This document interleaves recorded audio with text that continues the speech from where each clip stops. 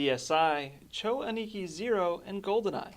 Saddle up, it's another edition of Oh My God, This Week Was For The Win.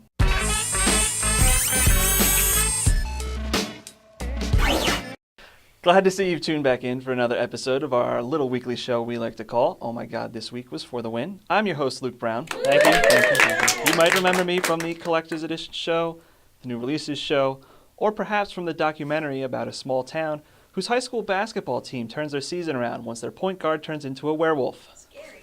I was his chem lab partner. Probably never saw him. Anyway, Phils are in the World Series, so let's make fun of some shit.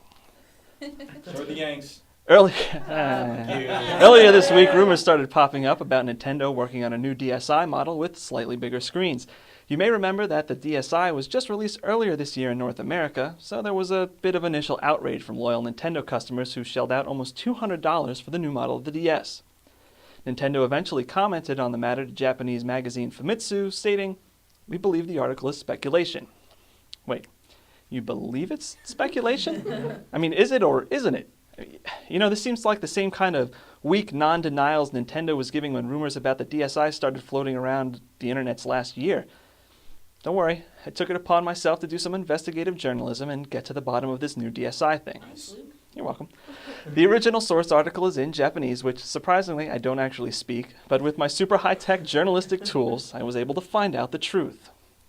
See, this mythical new version of the handheld is not supposed to serve as a replacement for those of you with shiny new DSi's, so unbunch your panties and quit your self-righteous whining. Apparently, the bigger screens are being designed for older gamers with poor eyesight. What? You don't think Grandma and Grandpa should be able to play Professor Layton just because they don't see as good as they used to? No. All you care about is that you might miss out on getting a screen 3/4 of an inch bigger. What a bunch of selfish pricks. You should all be ashamed of yourselves. Especially Yankees fans. Yes. Whoa. You know, and if any of this is true, which it probably is, or not, I don't fucking know. I'm not a psychic. In a related story, GameStop has now started taking reserves on the DSi. EYE on the end. You're welcome. Hold the presses, Mikey. Hot news from The Wire. Cho Aniki Zero is coming to America. Can you feel the excitement in the air? I mean, personally, I haven't been this pumped since they announced plans for a MacGruber movie. I mean, seriously, feel these nipples. For the ill-informed, Cho Aniki Zero is a side-scrolling shooter where instead of a generic spaceship, you play as beefy dudes wearing next to nothing, who fire man beams, which are fueled by man protein. Probably the manliest game ever made. I mean, yeah, Kratos and Marcus Phoenix are tough dudes with bulging necks and impressive vocabularies, but this game is just about being a man and doing the things most men can only dream of, like flying around shooting floating heads, or fighting giant cross-dressing men in Alice in Wonderland costumes, or possibly partnering up with a living condom to fight the injustices living condoms so frequently face when trying to earn a living in this day and age. Oh yeah, condom discrimination is a very real thing, and it's a shame that they've got to face so many prejudices in this supposedly more tolerant world.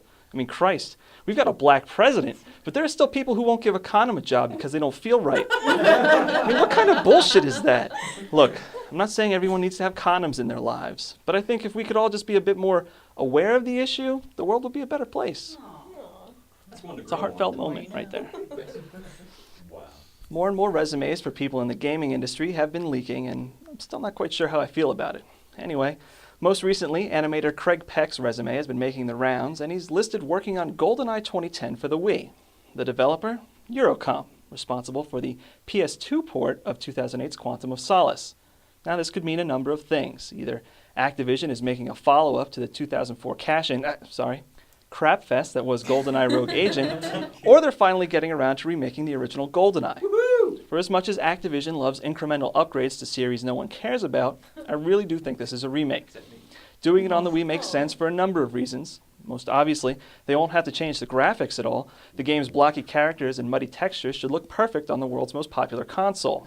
Also, since Wii owners are mostly comprised of old people and children, you know, the audience more likely to forget what a steaming pile of shit GoldenEye was. Yeah, good for its time, sure, but that game was vomit when Perfect Dark came out. I mean, it doesn't hold up. Seriously, what was there, like 86 different control schemes because the devs just couldn't decide on how best to make you choke down the terrible medicine that was the gameplay in that game?